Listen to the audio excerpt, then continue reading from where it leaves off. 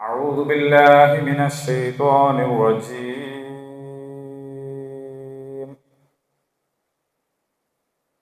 يا أيها الناس أنتم الفقراء إلى الله والله هو الغني الحميد.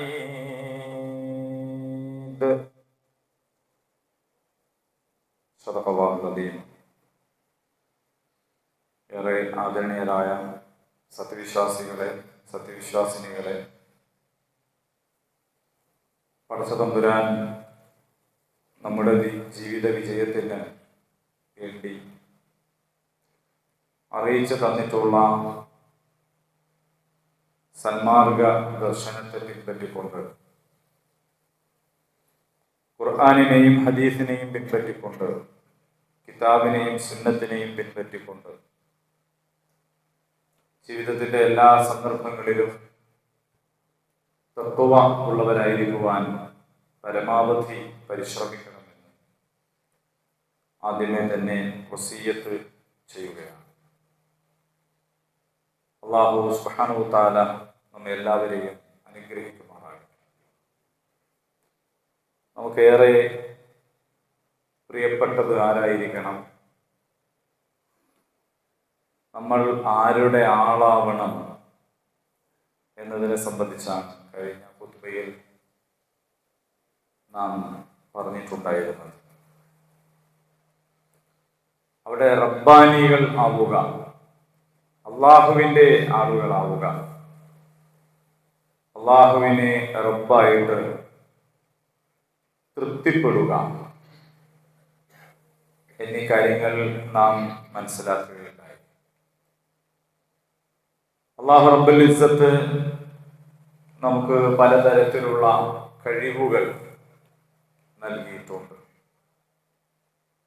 ഒരാൾക്ക് ഉള്ള കഴിവല്ല മറ്റൊരാൾക്ക് ഉണ്ടാവുക. ഒരാൾ നേടിയ കാര്യമല്ല മറ്റൊരാൾ നേടുന്നത്.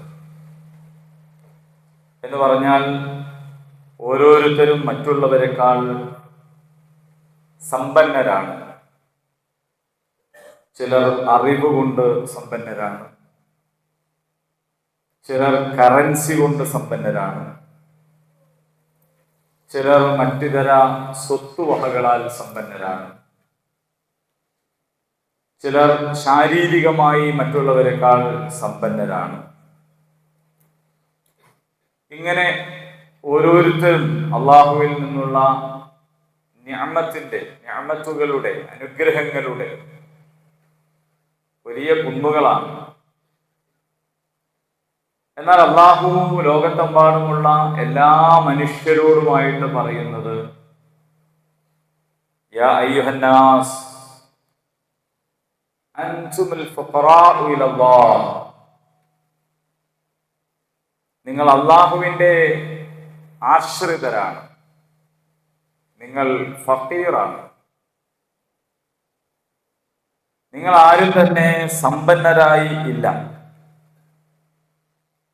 സമ്പന്നനായുള്ളത് അള്ളാഹു മാത്രമാണ്. വല്ലാഹു ഹുവൽ ഗനിയുൽ ഹമീദ്.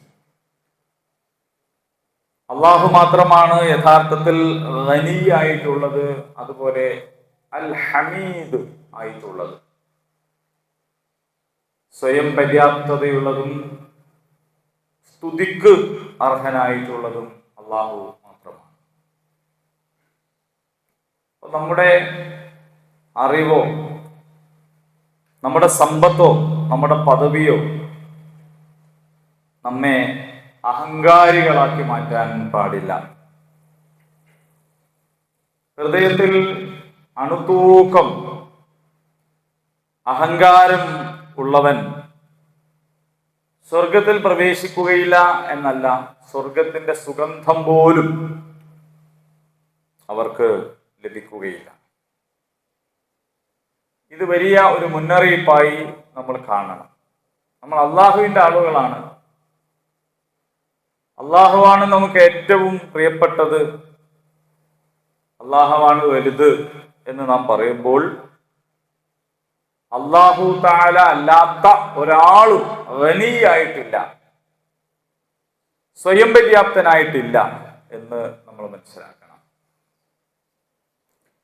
അങ്ങനെ ആരെങ്കിലും വിനയം കാണിച്ചാൽ അവർ പരാജയപ്പെട്ടു പോകുമോ? അവർ ചെറുതായി പോകുമോ? നബി സല്ലല്ലാഹു അലൈഹി വസല്ലം നമ്മളെ പഠിപ്പിക്കുകയുണ്ടായി, വമാ തവാളഅ അഹദുൻ ലില്ലാഹി ഇല്ലാ റഫഅഹു അല്ലാഹ്. ആരെങ്കിലും അള്ളാഹുവിന് വേണ്ടി വിനയം കാണിച്ചാൽ അള്ളാഹു അവനെ ഉയർത്തുക തന്നെ ചെയ്യും, അവന് വലിയ പദവി ലഭിക്കും. അപ്പോൾ വിനയം കാണിക്കുന്നതിനനുസരിച്ച് അള്ളാഹു പദവി ഉയർത്തുകയാണ് ചെയ്യുക.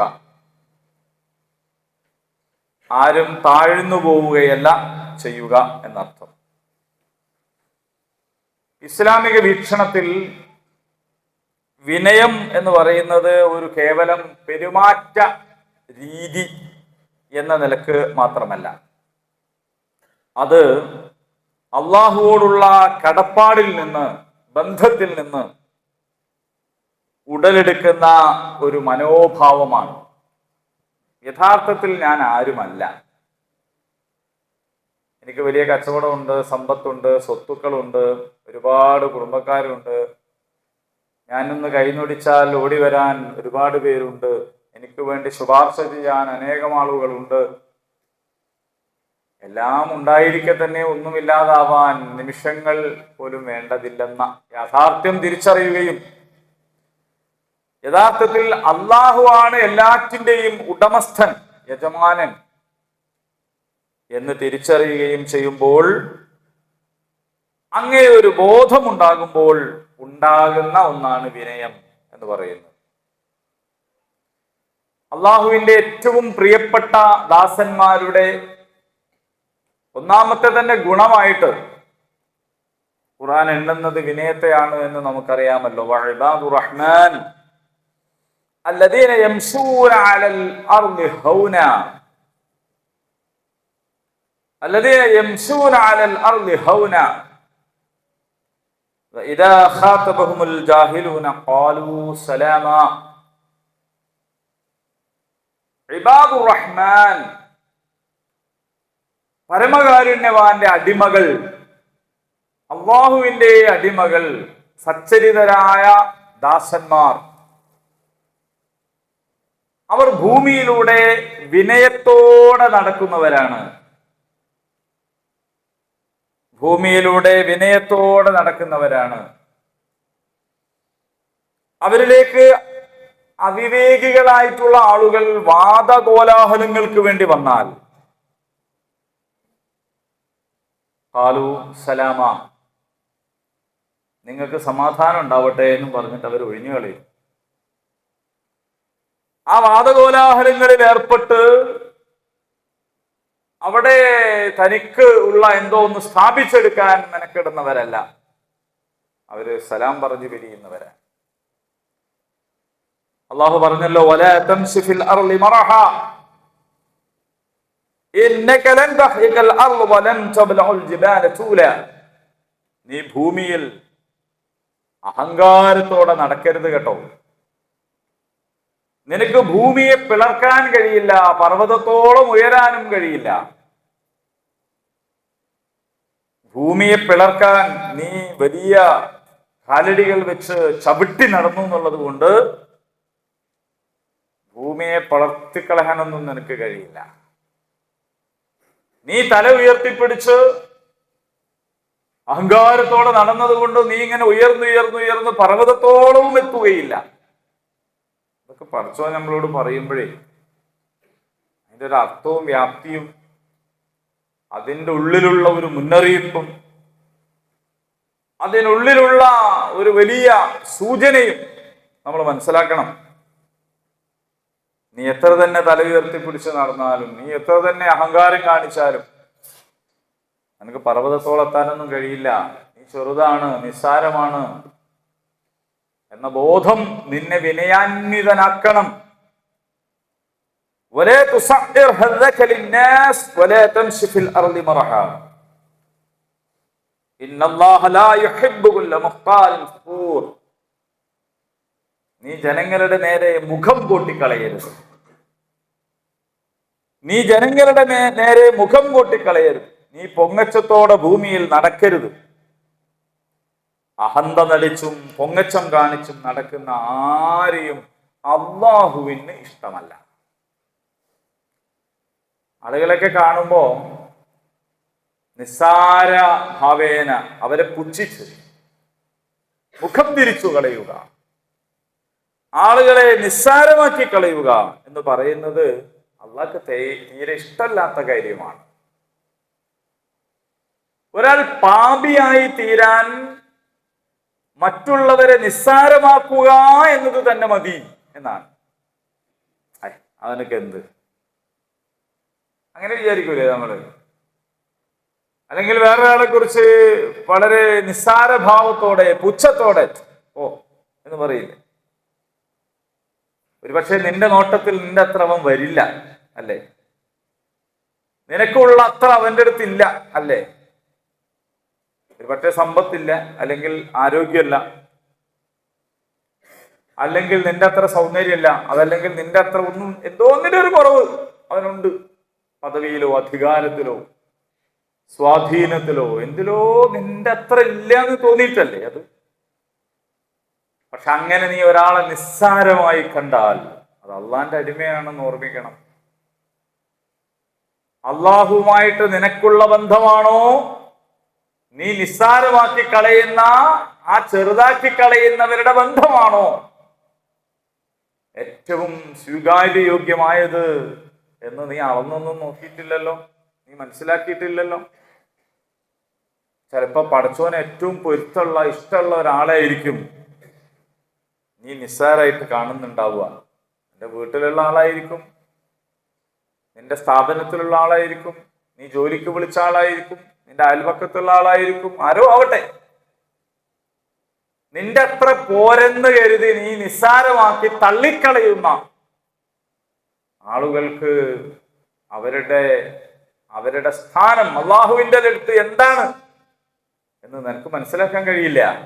അതിനുള്ള ഒരു അളവ് പോലും അന്ന് പഠിച്ചിട്ടില്ല നമുക്ക് വേണ്ടി. അള്ളാഹ്ക്ക് അറിയുന്ന കാര്യമാണ്. അപ്പോൾ ആളുകളോട് നീ മുഖം തിരിച്ചു കളയരുത്,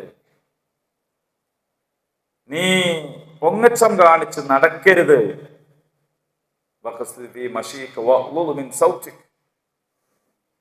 നീ നിന്റെ നടത്തത്തിൽ മിതത്വം കാണിക്കണം. നീ നിന്റെ നടത്തത്തിൽ മിതത്വം കാണിക്കണം. അഹങ്കാരത്തോടു കൂടി ആകെ തവിടുപൊടിയാക്കാൻ പറ്റുന്ന കോലത്തിൽ നീ നടക്കരുത്. എന്നാൽ ദൗർബല്യം പുറമേക്ക് പ്രകടമാക്കും വിധം, അലസത വായിച്ചെടുക്കാൻ പറ്റുന്ന വിധം ആടിക്കുഴഞ്ഞ് അങ്ങനെ നടക്കരുത്. കാണുമ്പം തന്നെ ഒരു സാധുത്തരം തോന്നിക്കുക,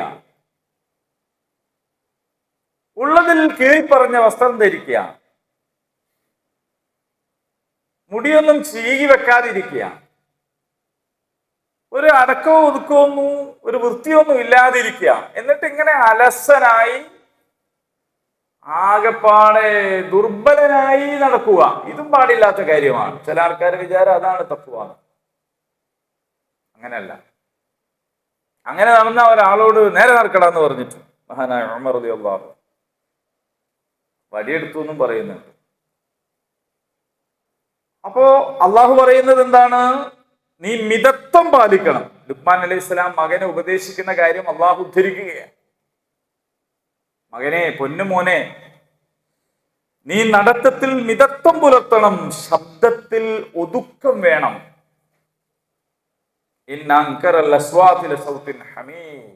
തീർച്ചയായിട്ടും ഒച്ചകളിൽ ഏറ്റവും അരോചകം കഴുതയുടെ ശബ്ദമാണ് എന്നാണ്. റസൂലുള്ളാഹി സ്വല്ലല്ലാഹു അലൈഹി വസല്ലമയോട് അള്ളാഹു പറയുന്നുണ്ട്, വിശ്വാസികളോട് വിനയം കാണിക്കുക എന്ന്. റസൂലുള്ള വിനയം കാണിക്കാത്തതുകൊണ്ടൊന്നുമല്ല, നമുക്ക് പാഠാവാൻ വേണ്ടിയുള്ള ഒരു കൽപ്പനയാണ്. വഖ്ഫിദ് ജനാഹക ലിമൻ ഇത്തബഅക മിനൽ മുഅ്മിനീൻ. നിന്റെ കൂടെയുള്ള വിശ്വാസികളോട് അവർക്ക് നീ നിന്റെ ചിറക് നീ താഴ്ത്തിക്കൊടുക്കുക, അവരോട് വിനയപൂർവ്വം പെരുമാറുക എന്നാണ്. അപ്പോൾ വിനയത്തിന്റെ പൊരുൾ എന്ന് പറയുന്നത് എന്താണ്? അതിങ്ങനെ തല താഴ്ത്തി ഇങ്ങനെ നടക്കുക എന്നുള്ളതല്ല. അതിന്റെ ശരിയായ അർത്ഥം രണ്ട് കാര്യങ്ങളിലാണ്. ഒന്ന്, സത്യത്തെ അംഗീകരിക്കുക എന്നതാണ്. നമ്മളോട് ഒരാള് ഒരു കാര്യം ഒന്ന് പറഞ്ഞു, അത് എത്രയോ പദവിയിൽ താഴ്ന്ന ആളാവട്ടെ, എത്ര സാധാരണക്കാരനാവട്ടെ, അത് നല്ലതാണെങ്കിൽ, സത്യമാണെങ്കിൽ, ഉള്ളതാണെങ്കിൽ അത് സ്വീകരിക്കാനുള്ള ഒരു മനസ്സ് ഉണ്ടാവുക. നമ്മുടെ നാട്ടിലൊരു വർത്താനുണ്ട്, ചെറിയോൻ പറഞ്ഞാൽ ചവിട്ടി കയറൂല. ആരാ പറയണേന്ന് നോക്കിയോ? ഓൻ പറഞ്ഞൊന്നും കേൾക്കണ്ട. അല്ലെങ്കിൽ ഓനാരാ എന്നോട് പറയാൻ? ഈ സമീപനം കിബറാണ്. വിനയം എന്ന് പറയുമ്പോൾ എത്ര ചെറുതോ ആവട്ടെ, നമ്മളോടൊരു കാര്യം പറഞ്ഞു, ആ കാര്യം നേരാണെങ്കിൽ, സത്യമാണെങ്കിൽ, ഉള്ളതാണെങ്കിൽ, അത് യുക്തിസഹമാണെങ്കിൽ, അത് അള്ളാഹുവിന്റെ കൽപ്പന അനുസരിച്ചുള്ളതാണെങ്കിൽ അത് സ്വീകരിക്കുക. അത് സ്വീകരിക്കുന്നതിന് എൻ്റെ സ്ഥാനമോ പദവിയോ എൻ്റെ കയ്യിലുള്ള മറ്റെന്തെങ്കിലുമോ തടസ്സമാകാതിരിക്കുക എന്നതാണ് വിനയത്തിന്റെ ഏറ്റവും വലിയ പൊരുൾ എന്ന് പറയുന്നത്. ഒരു കാര്യം പറയുമ്പോൾ നമ്മൾ അതിനെ തെറ്റിദ്ധരിക്കാനും പാടില്ല. വിനയം എന്ന് പറഞ്ഞാൽ അങ്ങനെ താഴേക്ക് നോക്കി ഇങ്ങനെ നടക്കുക എന്നതല്ല. മനുഷ്യൻ അള്ളാഹു നൽകിയിട്ടുള്ള ഇസ്സത്ത് തല ഉയർത്തിപ്പിടിക്കാനും മുഖം നേരെ വെക്കാനും ഉള്ളതാണ്. നിങ്ങൾ ആളുകളോട് സംസാരിക്കുമ്പോൾ കണ്ണുകളിൽ നോക്കി സംസാരിക്കണം. ആത്മവിശ്വാസമുള്ളവർക്കേ അത് കഴിയും. അല്ലാത്തവർക്ക് മുഖത്ത് നോക്കി പറയാൻ കഴിയില്ല. സത്യം പറയുന്നവർക്കേ അത് കഴിയും, അല്ലാത്തവർക്ക് കണ്ണിൽ നോക്കാൻ കഴിയും. അപ്പോ ആളുകളോട് മുഖത്ത് നോക്കാതെ മുഖം താഴ്ത്തിപ്പിടിച്ച് ദുർബല മനസ്സോട് നടക്കണമെന്നൊന്നും അല്ല വിനയം എന്ന് പറഞ്ഞാൽ. ആളുകളുടെ മുഖത്ത് നോക്കി സംസാരിക്കണം, നേർക്ക് നേരെ സംസാരിക്കണം, വളരെ ആത്മവിശ്വാസത്തോടുകൂടി സംസാരിക്കണം. പക്ഷേ നിങ്ങളോട് വന്നു പറയുന്നത് ആരായാലും, അവൻ എത്ര ചെറുതാണെന്ന് നിങ്ങൾക്ക് തോന്നിയാലും, അവൻ അംഗീകരിക്കാനും ആ പറഞ്ഞതിൽ നിന്നുള്ള കാര്യം ഉൾക്കൊള്ളാനും അത് സ്വീകരിക്കാനും ഉള്ള മനസ്സ് ഉണ്ടെങ്കിൽ നിങ്ങൾക്ക് വിനയമുണ്ട് എന്ന് മനസ്സിലാക്കാം. ഇതുപോലെ തന്നെ മറ്റുള്ളവരെ ആദരിക്കുക, ഇതാണ് വിനയത്തിന്റെ മറ്റൊരു പൊരുള്. നമ്മളല്ലാത്ത മറ്റുള്ള ആൾക്കാർ, നേരത്തെ ഞാൻ സൂചിപ്പിച്ചതുപോലെ, ആവർത്തിച്ച് പറഞ്ഞതുപോലെ, നമ്മളെക്കാൾ എന്തൊക്കെയോ കുറവാണ് എന്ന് നമുക്ക് തോന്നുന്ന ആളുകൾ, അവരെയും ആദരിക്കുക. വലഖദ് കറംനാ ബനി ആദം. അള്ളാഹു വലിയാണ്, അള്ളാഹുവിങ്കലാണ് ഉള്ളത്. അള്ളാഹുവിനെ സംബന്ധിച്ച് നോക്കുമ്പോൾ നമ്മളൊക്കെ ഫക്കീറാണ്, എത്രയോ ഫക്കീറാണ്. പക്ഷെ അള്ളാഹു നമ്മൾ ആദരിച്ചിരിക്കുന്നു. എന്ത് കാര്യത്തിന്? പടച്ച തമ്പുരാന് നമ്മുടെ എല്ലാ ദുർബലാവസ്ഥയും ഇല്ലായ്മകളും അറിയാം എന്ന് മാത്രമല്ല, എല്ലാം അറിയാമല്ലോ. എന്നിട്ടും അള്ളാഹ് എന്തിനാ നമ്മൾ ആദരിച്ചത്? അള്ളാഹു റബ്ബുൽ ഇസ്സത്ത് മനുഷ്യനെ ആദരിച്ചിട്ടുണ്ടെങ്കിൽ ഉണ്ട് എങ്കിൽ മനുഷ്യൻ എന്ത് ചെയ്യണം? മനുഷ്യനെ ആദരിക്കണം. ഇതാണ് പ്രിയമുള്ളവരെ, ഒരു മനുഷ്യന്റെ പേഴ്സണാലിറ്റി, അയാളുടെ വ്യക്തിത്വം, അത് അളക്കാനുള്ള അളവുകോലാണ് അയാൾ എത്രത്തോളം വിനയാന്വിതനാണ് എന്നുള്ളത്. അയാൾ എത്രത്തോളം വിനയാന്വിതനാണ് എന്നുള്ളത്. വിനയം എന്നത് ഇൻസാനിയത്താണ്, മാനവിക ഗുണമാണ്, മാനുഷിക മൂല്യമാണ്.